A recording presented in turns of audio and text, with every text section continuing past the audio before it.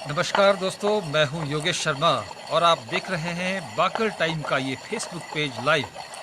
हम इस समय मौजूद है अर्की के गांव प्लोग में, जहां एक बहुत ही पुरानी चीज़ हमें दिखी है। हस्तचक्की आज भी लोग इसका प्रयोग कर रहे हैं। हम दिखाना चाह रहे हैं कि ये बहुत ही पुरानी चीज़ आज भी कई लोग संजो के रखे हैं।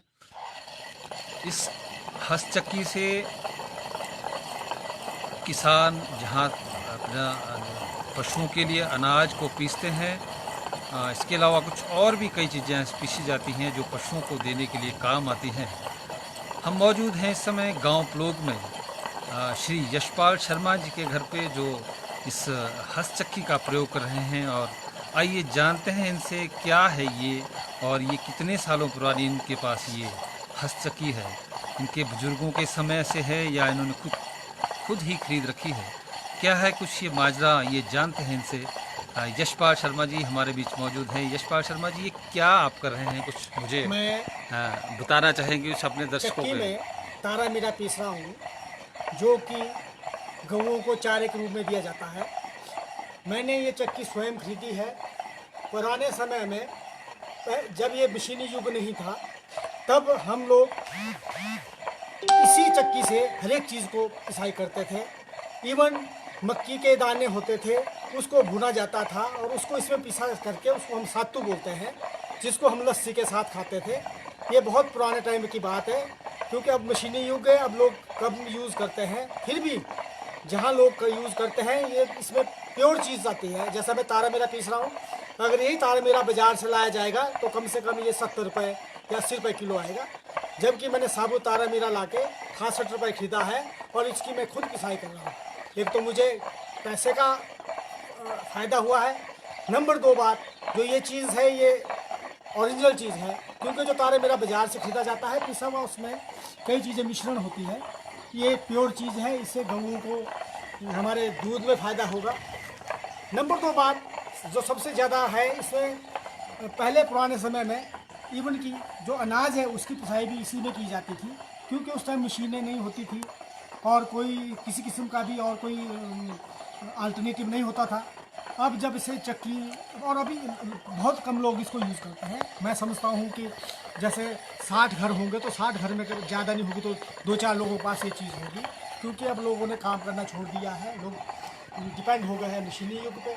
अब जो चीज़ बिजली से चलेगी वो आपको पता ही है, बिजली क्या चीज़ होती है, वो वैसे भी उसमें प्योरिटी नहीं रहती।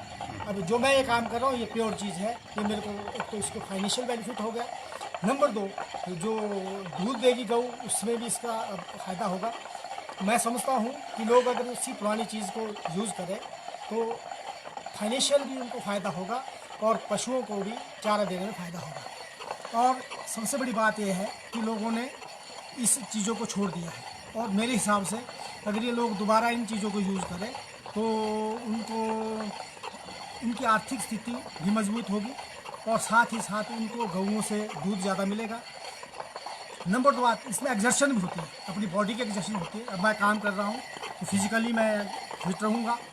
अदरवाइज़ मैं इस चीज़ को बाज़ार से भी ला सकता था, लेकिन बाज़ार इसके पीसे हुआ लाने में और इसमें रात दिन का अंतर है।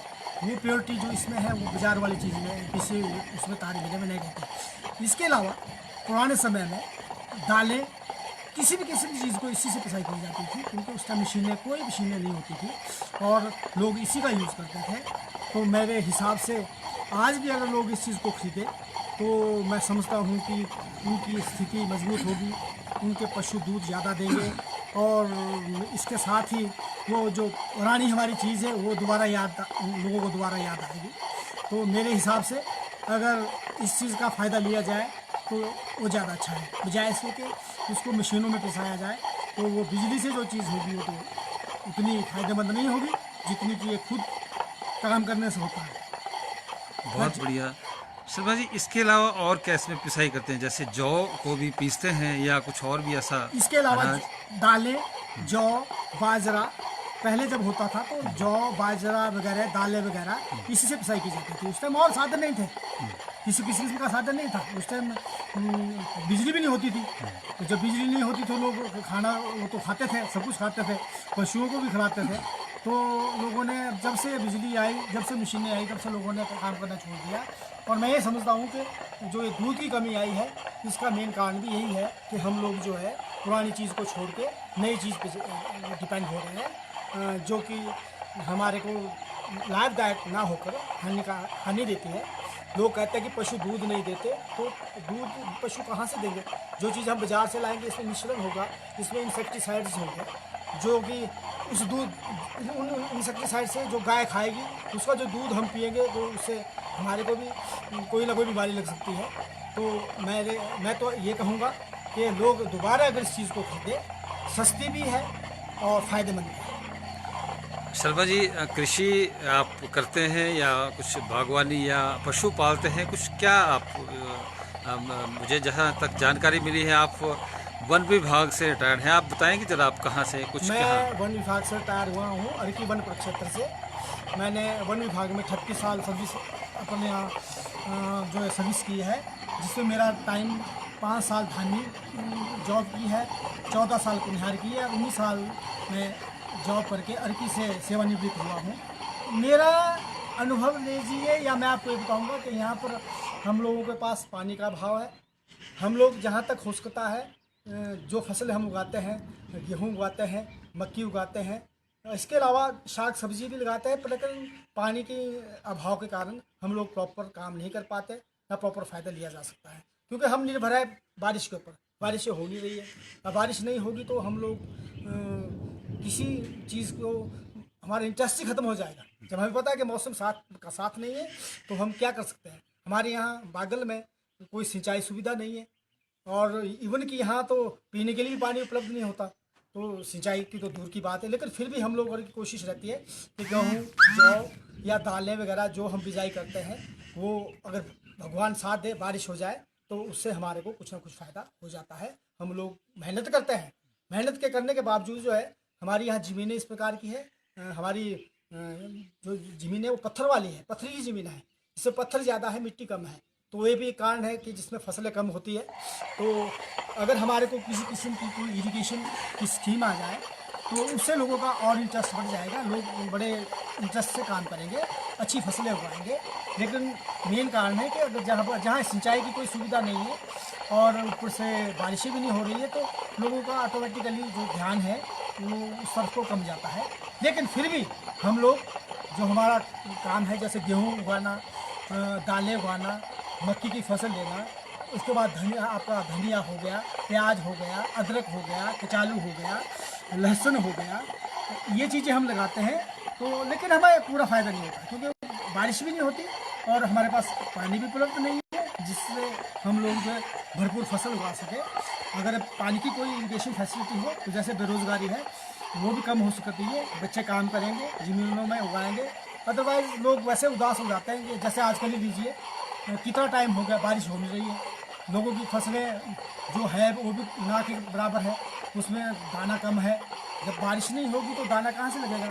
तो मैं समझता हूँ कि अगर कोई इस इलाके के लिए सरकार की तरफ से कोई स्कीम मिल जाए, एजुकेशन की कोई स्कीम आती है, तो मैं समझता हूँ कि इस स्कीम से आने से जो इतनी भी बेरोज़गारी है वो भी कम होगी और हम लोग अपने लिए अपने घर में ही हर एक चीज़ उगा पाएंगे, बजाय इसके कि हम बाज़ार से खरीदें जो जिसमें दुनिया भर का इंसेक्टिसाइड होता है। तो मेरे हिसाब से मैं तो ये कहूँगा कि इरिगेशन स्कीम कोई आती है, अदरवाइज़ वर्षा के ऊपर निर्भर है, वर्षा होती नहीं। जैसे इस वर्ष हुआ, इवन की बहुत कम बारिश हुई है, बारिश नहीं हुई तो जो हमारी शर्मा जी, फसलें हैं। इससे संबंधित मैं एक प्रश्न आपसे पूछना चाहूँगा। ये जो चक्की आप चला रहे हैं, इससे पहले भी घराट हुआ करते थे, बहुत समय पहले घराट चलते थे, आज वो बंद हो रहे हैं या लोगों को, आज की जनरेशन को, जो नई पीढ़ी है, उनको इसके बारे में पता ही नहीं है। एक बहुत बड़ा आप इस तरह का कार्य करके एक संदेश भी दे रहे हैं, और मैं समझता हूँ आने वाली जो जनरेशन है या जो अब की जनरेशन है वो इन चीज़ों को देख के उनको अजीब सा लगता होगा कि ये आप क्या कर रहे हैं। क्या आपके घर में जैसे बच्चे हैं थोड़े यंग तबके के जो हैं, वो इन चीज़ों को देख के कुछ उनको लगता नहीं कि हमारे दादा या हमारे पिता ये क्या कर रहे हैं? मैं इस बारे में आपको ये कहूँगा कि जो आज की पीढ़ी है उनका इस ओर कोई ध्यान नहीं। वो भले ही घूमते रहेंगे लेकिन वो ना अपने ज़मीन में काम करेंगे, ना उनको पता है। और जहाँ तक घराट का सवाल है, पहले घराट होते थे, लेकिन आज की जनरेशन को इस बारे में कोई पता नहीं है कि घराट क्या चीज़ थी।